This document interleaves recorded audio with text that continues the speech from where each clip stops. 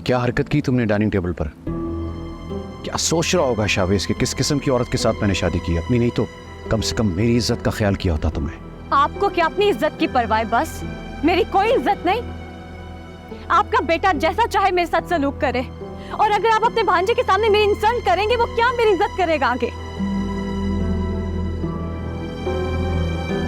इज्जत करवाने के लिए किरदार भी वैसे ही होने चाहिए, मगर तुम तो। क्या मतलब है आपका? मेरे किरदार में झोल है? साबित तो तुमने यही किया है। इनकी शख्सियत में ठहराव होता है। वो यूं गिड़गिड़ा कर किसी के सामने इज्जत की भीख नहीं मांगते, बल्कि सामने वाला खुद मजबूर हो जाता है उनकी इज्जत करने के लिए। एक बात अपने ज़हन में अच्छी तरह बिठा लो तुम शाज़मा, घर तुम खुद अपनी मर्जी से वापस आई हो। अगर यहाँ रहना है तो तौर तरीके से रहो, नहीं तो वापस चली जाओ। मुझे कोई फर्क नहीं पड़ता।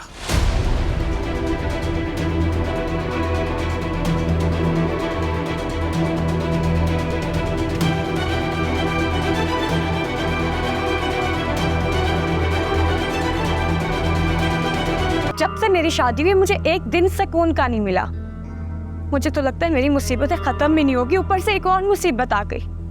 कौन सी मुसीबत? क्या हुआ है शाज़मा? कुछ बताओ तो सही, सब खैरियत तो है? कुछ खैरियत नहीं है अम्मी। मुझे लगता है मेरी जिंदगी में एक नया तूफान आने वाला है। आपको याद है वो लड़का शावेज जिसका रिश्ता आया था मेरे लिए? वो सुभान का भांजा निकला। वो लंदन वाला? हाँ वही मनहूस, कल आया लंदन से। और मेरे सर पे एक तलवार लटक रही है। कब जाके सुभान को सब कुछ बता देगा हमारे बारे में? और अगर ऐसा ही हुआ ना, सुभान एक लम्हा नहीं लगाएंगे मुझे इस घर से बाहर निकालने में।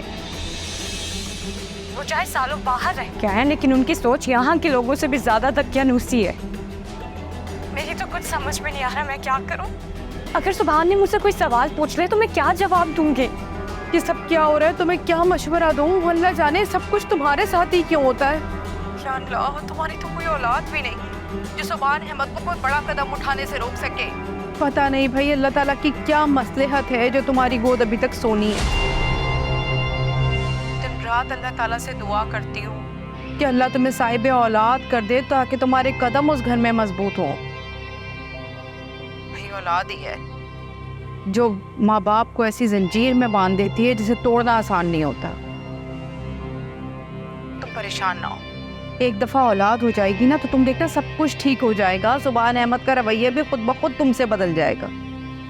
मेरा बेटा मेरी बात मानो ना, तो तुम भी अपनी फैमिली शुरू करने के बारे में सोचो, इसी में तुम्हारी भलाई है।